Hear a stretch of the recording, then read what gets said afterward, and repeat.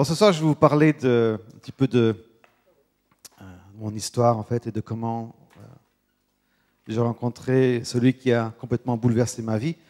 Et avant de le faire, j'aimerais peut-être vous donner une illustration qui explique vraiment ce que c'est que d'être chrétien. C'est vraiment pas très compliqué, en fait. Combien d'entre vous, quand vous achetez un appareil, une télé ou un micro-ondes ou un lecteur de DVD, un lecteur de Blu-ray, vous savez qu'il vient avec une boîte et puis un petit livre qu'on appelle? On l'appelle comment? Le mode d'emploi. Alors, je ne sais pas si vous êtes comme moi j'ai horreur de lire le mode d'emploi. Est-ce que c'est masculin ça ou est-ce que... Non, tout le monde? Qui est-ce qui est courageux assez pour dire ce soir, moi j'aime bien lire le mode d'emploi? Il n'y en a pas? Si, il y en a? Est-ce qu'il y en a que ça passionne le mode d'emploi?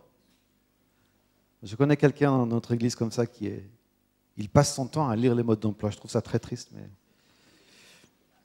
Et pourquoi c'est important? Parce que le mode d'emploi, quand tu achètes un appareil, que ce soit un DVD, une télé ou quoi que ce soit, si tu ne lis pas le mode d'emploi, tu vas utiliser qu'un potentiel tout petit, 10% du potentiel de la machine. Donc par exemple, si on achète un DVD, un lecteur de DVD ou de Blu-ray, je dis à ma femme, mais je sais comment ça marche. Et donc je sais comment appuyer sur play, comment charger le DVD, comment faire fast forward, donc aller en avant, aller en arrière. Et puis dès qu'il faut commencer à programmer, j'ai un problème. Parce qu'on ne peut pas le faire sans avoir lu le manuel du fabricant. Le mode d'emploi, c'est le manuel du fabricant qui me dit comment utiliser la machine. Et tu sais pourquoi je dis ça? Parce que voici le mode d'emploi pour comment vivre sa vie. Alors il vient sous cette forme-là, un livre, iPad, iPhone, BlackBerry, pour ceux qui n'ont pas encore la révélation. Donc, quoi qu'il en soit, c'est le mode d'emploi. Et j'ai essayé de vivre ma vie pendant au moins 27 ans sans vouloir lire ce mode d'emploi. Et on ne peut pas, en fait, bien utiliser la machine. Ce que je suis, j'ai été créé par Dieu. Il est le créateur de ce que je suis. Il est le fabricant de ce que je suis. Il m'a créé. J'utilise mal, je vis mal si je ne lis pas le mode d'emploi. Je n'utilise pas tout le potentiel qui est en moi si je ne lis pas le mode d'emploi de celui qui m'a créé. Je risque de casser la machine, je risque de mal utiliser, de détériorer la machine si je ne lis pas le mode d'emploi. Et très important, je ne trouverai pas pleine satisfaction tant que je ne lis pas le mode d'emploi.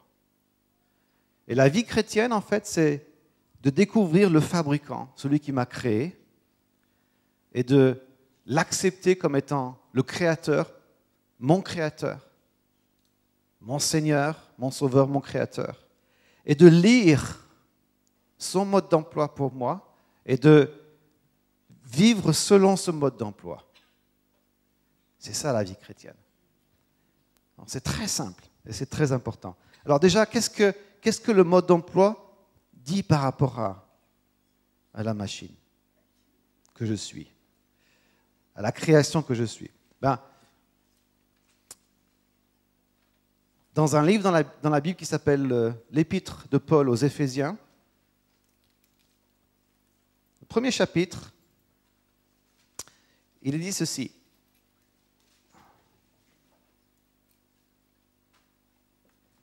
Le deuxième chapitre, en fait.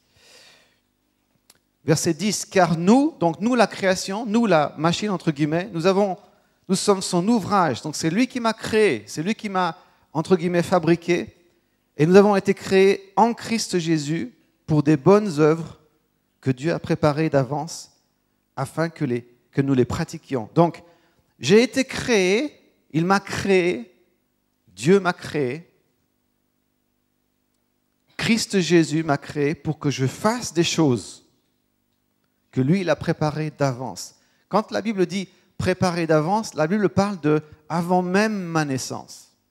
C'est ça qui est fantastique avec Dieu, c'est que avant même que je ne sois né, déjà il m'avait vu, déjà il voyait, déjà il avait préparé des choses pour moi. Et lorsque je suis né, je ne suis pas né parce qu'un jour mes parents ont décidé qu'ils allaient faire un petit garçon. Ça, c'est le moyen. Mais je suis né parce que Dieu m'a fait venir, parce que c'est lui qui a voulu que je vienne à la vie. Quelquefois, quand je parle à certaines personnes dans certains pays du monde, certaines nations du monde où les choses sont très difficiles, j'ai des gens qui me disent, mais moi, on m'a toujours dit que j'étais une erreur. On m'a toujours dit qu'on ne me voulait pas. Ma mère ne me voulait pas quand je suis venu à la vie, ou j'ai vécu ceci ou cela. Et c'était des circonstances très difficiles. Comment est-ce que tu peux dire que Dieu m'a voulu? L'auteur de la vie, c'est Dieu. Les circonstances dans lesquelles tu es né ont peut-être été très difficiles. Je ne peux pas comprendre ta vie, mais ce que je sais, c'est que si tu es né, c'est parce que Dieu l'a voulu. C'est lui qui t'a donné la vie. Donc il n'y a personne ici ni ailleurs sur cette terre qui peut dire « Mais moi, je suis une erreur. Je n'ai pas été voulu. » Tu as été voulu par Dieu le Créateur. C'est ton Père, c'est ton Créateur. C'est lui qui t'a créé et c'est lui qui te propose ce mode d'emploi qu'il faut que tu lises pour comprendre comment il faut vivre. Donc ça, c'est une des choses que dit la Bible par rapport à cette création, par rapport à cette machine, entre guillemets, que je suis. La deuxième chose, on trouve dans le livre du prophète Ésaïe au chapitre 49. Et là, on va passer cette... voilà, excellent. Bien, les gens proactifs. Ésaïe 49 dit ceci.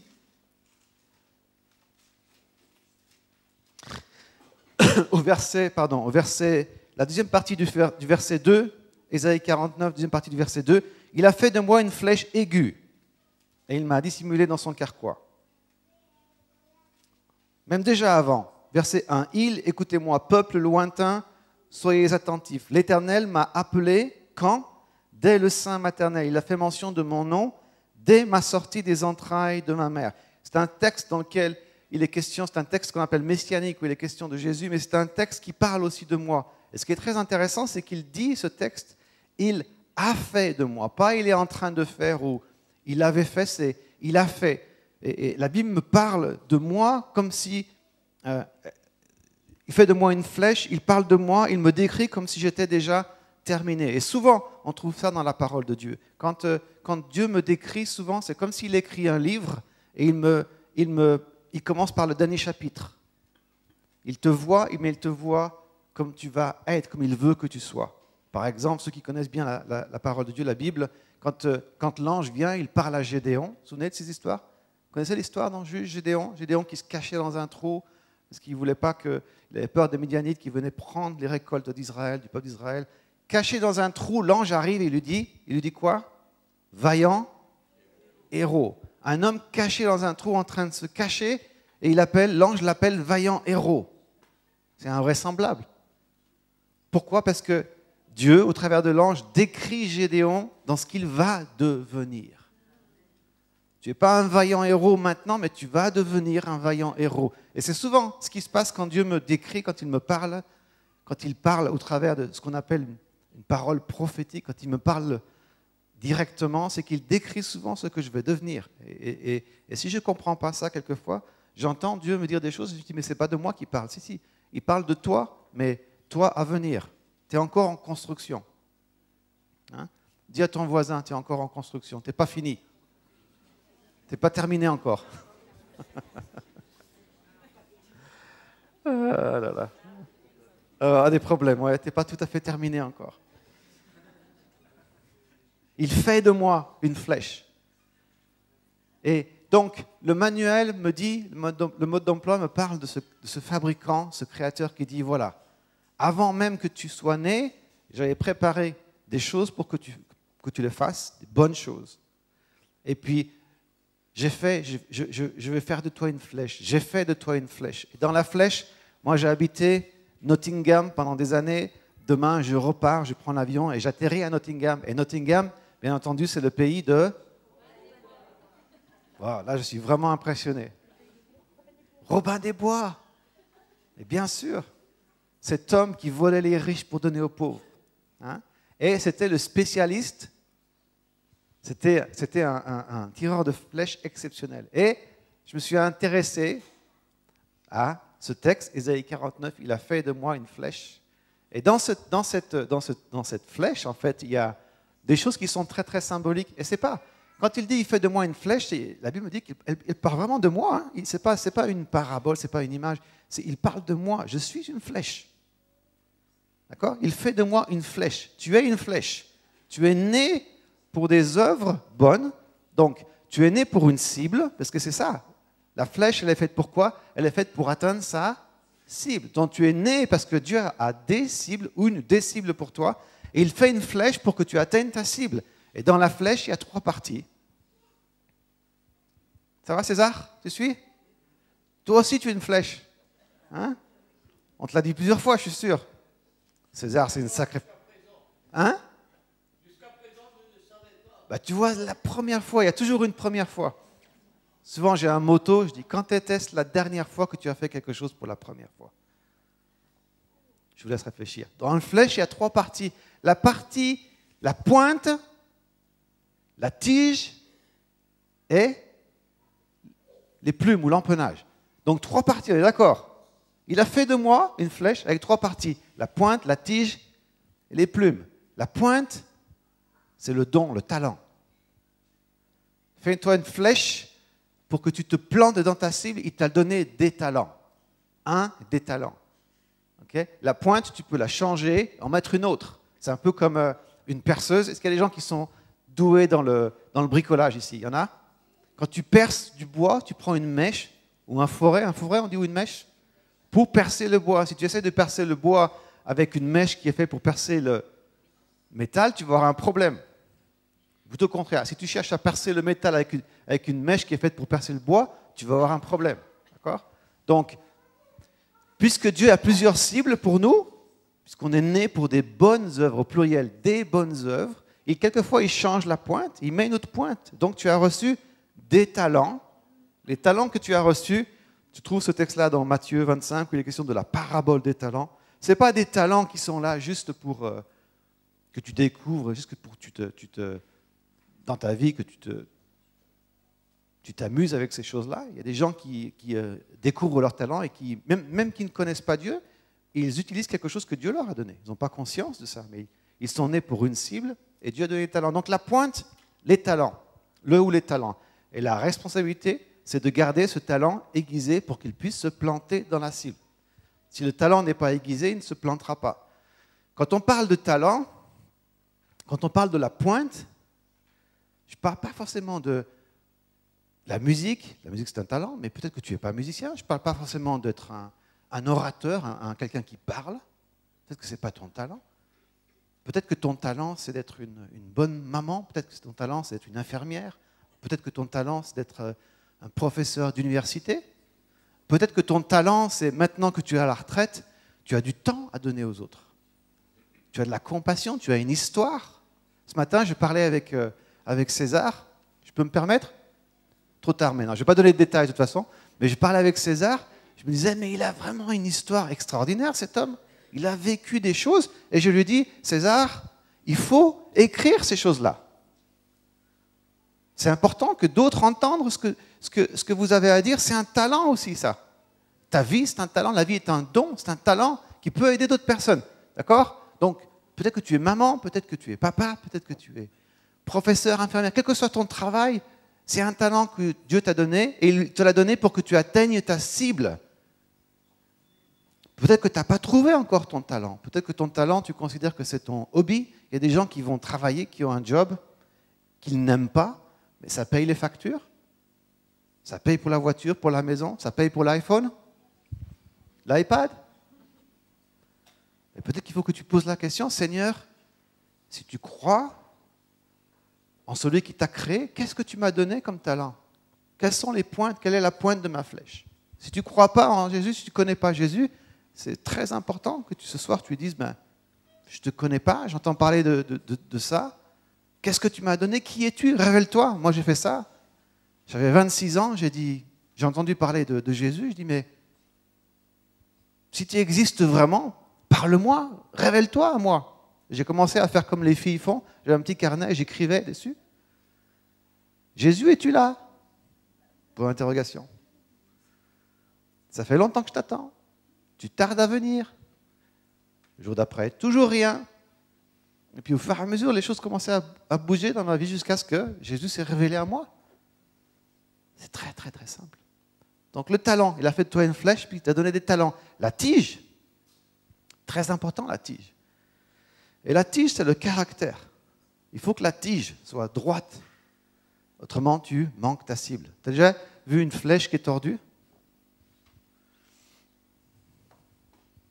Si ton caractère n'est pas droit, et aujourd'hui on vit dans un monde où le caractère, ce n'est pas très important. Ce qui est plus important, c'est la pointe, le talent. Mais si le caractère il est tordu, tu vas manquer ta cible. Et tu risques même de percuter quelqu'un. Tu vas vouloir tirer là et la flèche va partir là. Dieu travaille notre caractère. Il te prend, quand il te prend, tu n'es pas tout droit comme ça. Quand il m'a pris, quand il m'a appelé, quand il s'est révélé à moi, je n'étais pas tout droit. J'étais même plutôt tordu. J'avais une façon de vivre, une façon de penser, des choses que je faisais en dehors du mode d'emploi. Je me faisais mal à moi-même. Sans me rendre compte, je me faisais mal à moi-même. J'abusais la machine. Et donc, petit à petit, il travaille sur cette tige, sur ce caractère. Donc, il permet que tu passes dans certaines situations. Il permet... On n'a pas le temps de faire tout l'enseignement, c'est très intéressant, mais la flèche, elle est passée dans le feu, elle est passée dans l'eau. Ensuite, elle est épinglée pour rester droite. D'abord, ils enlèvent l'écorce. Donc, quelquefois, Dieu te permet que tu quittes tes zones de confort, tu quittes ton pays, tu quittes ta famille pour travailler ailleurs, ou tu passes par des circonstances difficiles. Ça, c'est quand il enlève l'écorce. Tu sais, que tu montres vraiment ce que tu es. On dit qu'il y a toujours en nous deux personnes. Celui que je crois être et celui que je suis vraiment. N'est-ce pas? Et quand tu te maries, tout à coup, l'autre, il vient avec son miroir et il te montre vraiment ce que tu es. C'est vrai ou c'est pas vrai? Oula, il n'y a pas beaucoup de réactions là. Hein. Il y en a qui ont cassé le miroir, c'est ça? Donc ça, c'est la tige, c'est important. Et ce qui est très important, c'est de vraiment découvrir ce que tu es et laisser Dieu travailler ton caractère. C'est quoi le caractère? C'est quoi le caractère? C'est ce que tu es vraiment quand personne ne te voit. Quand tu rentres dans ta chambre, quand tu te couches le soir, ce que tu penses, ce que tu es vraiment, que Dieu sait vraiment. Et ça, c'est la tige. Il fait de toi une flèche avec des pointes, une tige qu'il veut rendre droite. Et ensuite, les plumes. Alors, qu'est-ce que ça? Ça n'a rien à voir avec les cheveux, Dieu merci. C'est quoi les plumes? À quoi sert la plume? À quoi sert les plumes dans la flèche? Est-ce qu'il y a des gens qui sont un peu scientifiques? À quoi servent les plumes? Qu'est-ce que ferait la flèche sans la plume? Elle tomberait très vite. Donc la plume fait quoi? Elle fait voler longtemps la flèche. Un peu comme un avion. Tu coupes les ailes de l'avion, il ne va pas voler très longtemps. Donc la plume permet de faire planer la flèche jusqu'à la cible. Et les plumes, c'est quoi? C'est la vie de l'esprit. C'est le Saint-Esprit. C'est quoi le Saint-Esprit? C'est ce que Dieu donne. C'est par le Saint-Esprit qu'il est présent. Donc avant de connaître Jésus, c'est une partie que tu ignores complètement. Avant de connaître Jésus, j'étais très angoissé. Pas eu non plus une vie désastreuse, mais difficile. J'ai dû me battre pour obtenir ce que je voulais obtenir. C'était pas évident. Et puis à force de se battre, puis à force d'abuser la machine, à force de vivre sa vie sans tenir compte du mode d'emploi, on finit par se faire du mal. Et donc, quand j'allais voir des médecins en disant « je ne suis pas très bien, qu'est-ce qui se passe ?» Jamais ils parlent de l'esprit. C'est une dimension qu'ils ne connaissent pas. Et quand tu rencontres, quand tu te donnes à Jésus, c'est une partie de toi qui l'allume. Tout à coup, il te donne ces plumes-là. Et tu peux voler. Pas littéralement, mais tu peux aller jusqu'à ta cible. Tu peux atteindre les choses qu'il a préparées pour toi. Donc la pointe, la tige et les plumes. Et la vie de l'esprit, c'est d'entendre Dieu te parler, c'est d'observer Dieu dans la vie de tous les jours, de voir comment il veut converser avec toi. C'est être attentif aux choses même les plus ordinaires de la vie de tous les jours. Je vais vous donner un exemple. Lorsque, avec ma femme, pendant des années, j'étais directeur dans une école biblique en Angleterre et elle était maîtresse des écoles, professeur, je ne vais pas y arriver, professeur des écoles. Ça fait 3 jours qu'on me le dit, ça ne rentre pas. Professeur des écoles.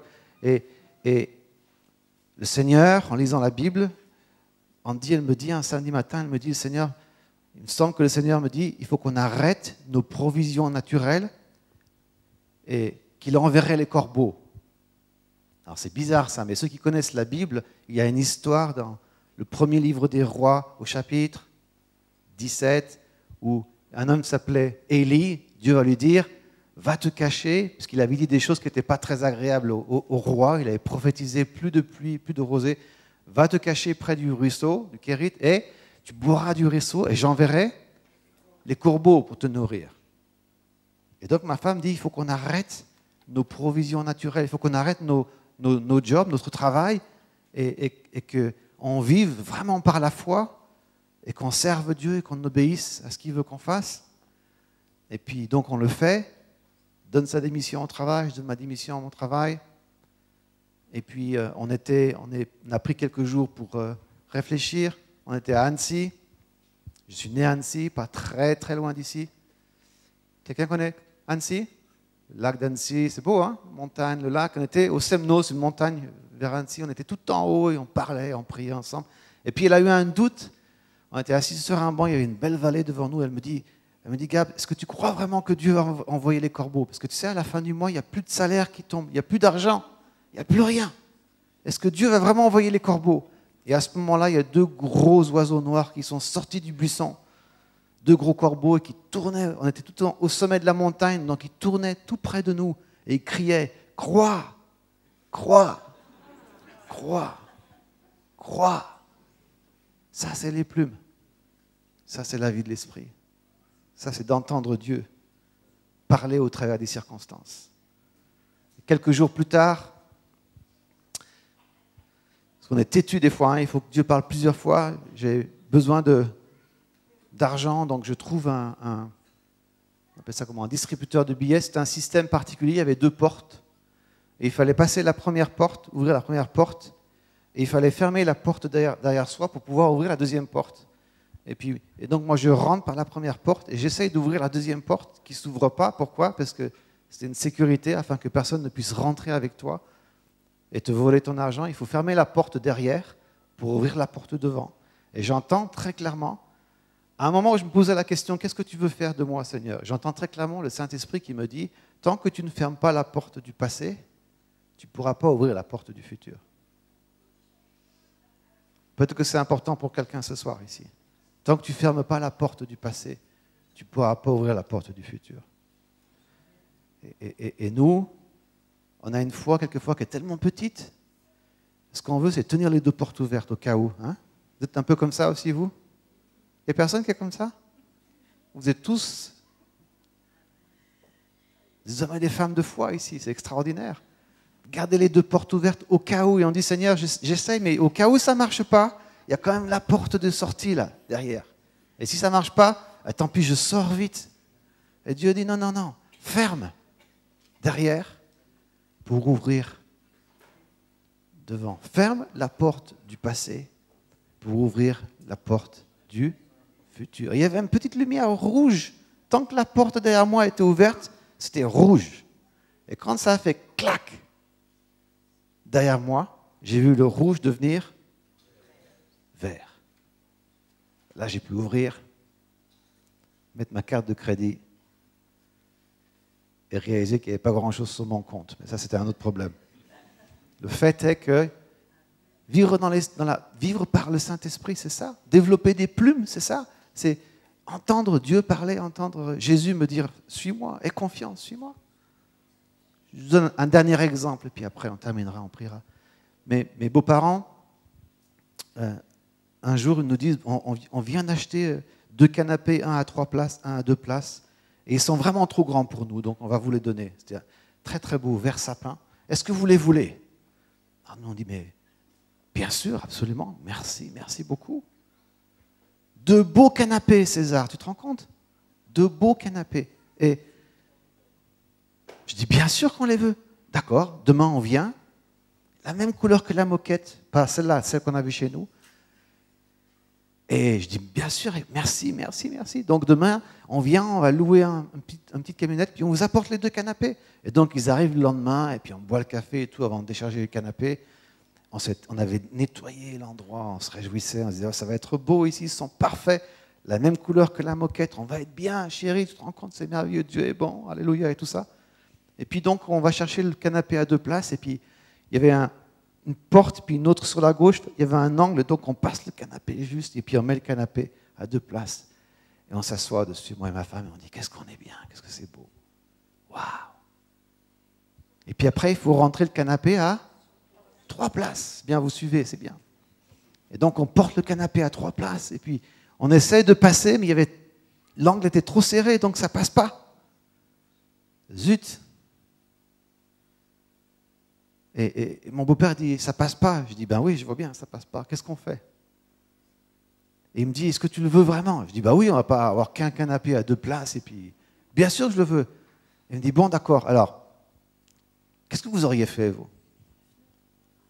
La fenêtre, carrément.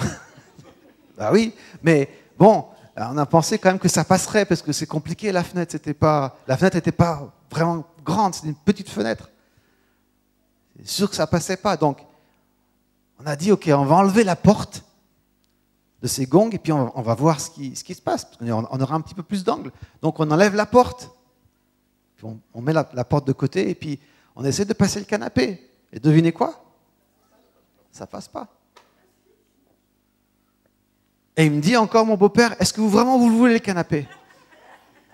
Et je dis, mais oui, bien sûr, bien sûr. Bon, alors ce qu'on va faire, me dit-il, on va essayer de démonter les montants de la porte pour ouvrir encore des angles. Et moi, je pensais que démonter un montant de porte, c'était comme un Lego, clic-clac, non? Quand tu tires, il y a tout qui vient. Et donc ma femme commençait à se dire, ils sont en train de me démonter ma maison. Je dis, t'inquiète pas, chérie, chérie. Et donc on tire dessus, il y a de la poussière partout. Et pendant qu'on tirait dessus, mon beau-père me dit, c'est sûr que tu veux le canapé? Je dis, oui, je le veux. Et puis on enlève le montant Donc on avait 3. On avait une espèce de carré comme ça, on enlève tout ça. On essaie de ne pas casser, on met tout ça de côté. Et puis on porte le canapé, puis on essaie de le rentrer. Et devinez quoi? Il ne rentrait pas. Et mon beau-père qui continue à dire, est-ce que tu le veux le canapé ou pas? Et tu sais, ça c'est une grande leçon dans ta vie avec le Seigneur, quand tu lui donnes ta vie, quand tu dis, ok, fais de moi une flèche aiguë. Donne-moi de vivre selon le manuel, le mode d'emploi. Il y a toujours un moment dans ta vie où tu regardes les circonstances, tu te dis, c'est pire qu'avant. C'est un peu quand tu décores une pièce, tu sais, quand tu commences à refaire la décoration d'une pièce, tu grattes les peintures ou si encore tu as du papier, tu sais, du papier tapisserie, voilà, tapisserie, tu t'arraches tout, tu sais comment ça fait? Puis après, il faut tout enlever, c'est sale partout. Tu regardes, tu te dis, mais avant, c'était mieux. Ah oui, c'était mieux avant. Mais ce qui est important, ce n'est pas avant. Tu as fermé la porte derrière toi. Ce qui est important, c'est ce qu'il veut faire de toi demain. Et donc, je dis à ma femme, je dis, écoute, on va remettre le canapé dans le garage, et puis demain, on verra bien. Et donc, on a mis le canapé dans le garage, mes parents sont partis, puis quand on s'est réveillé le matin, le problème était toujours là, bien sûr.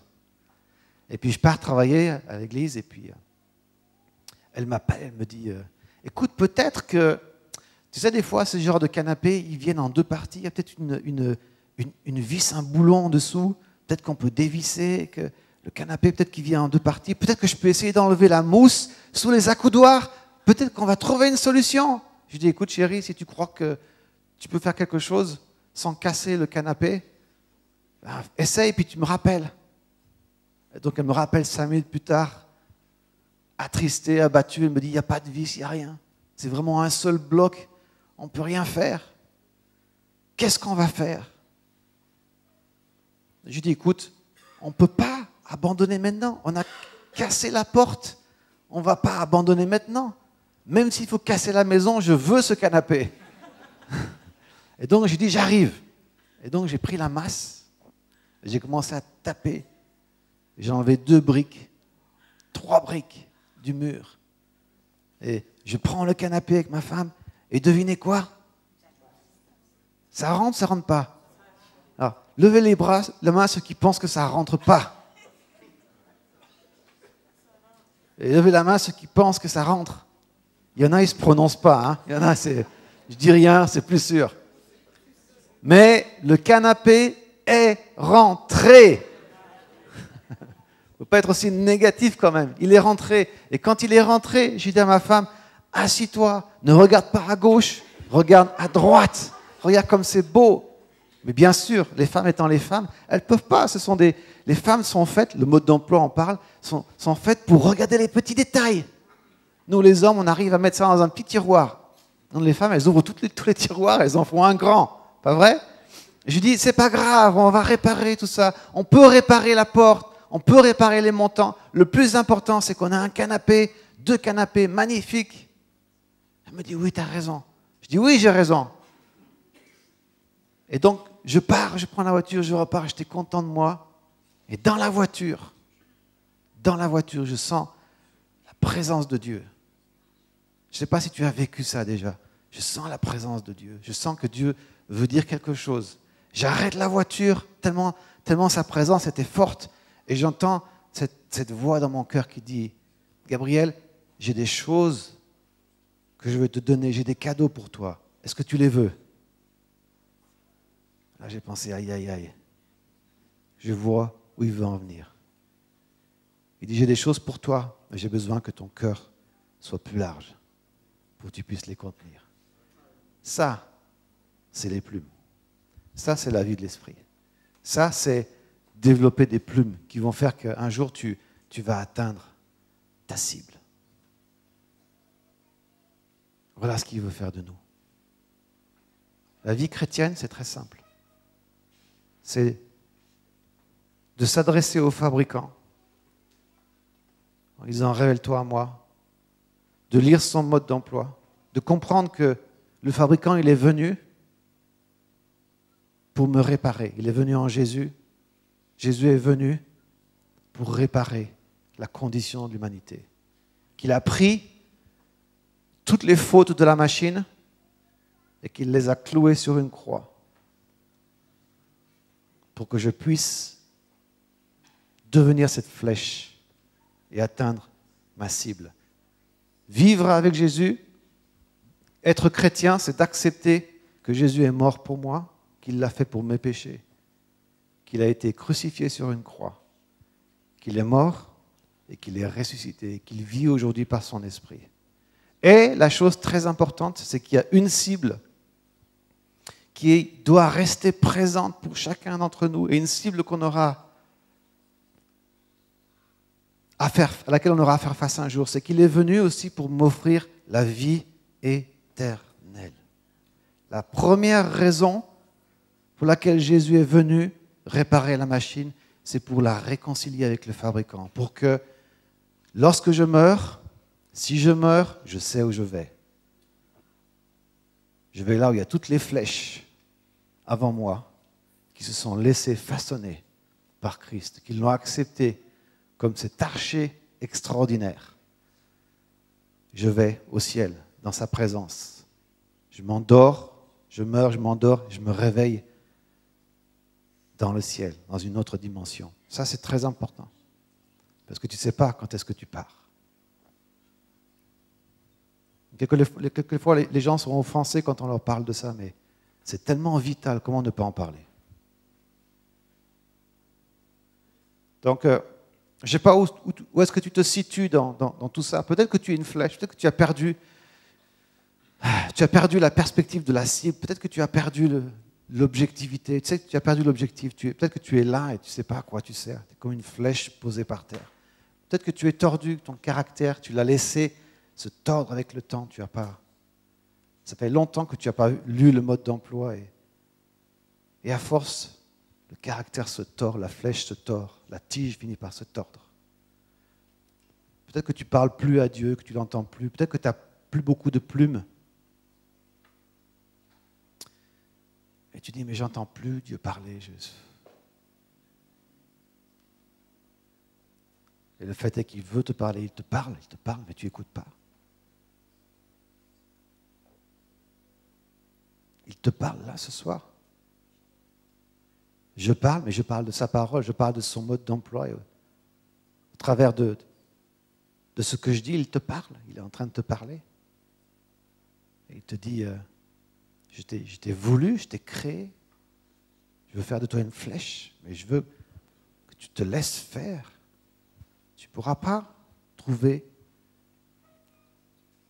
le but de ta vie, la cible, tant que tu ne me laisses pas faire de toi une flèche.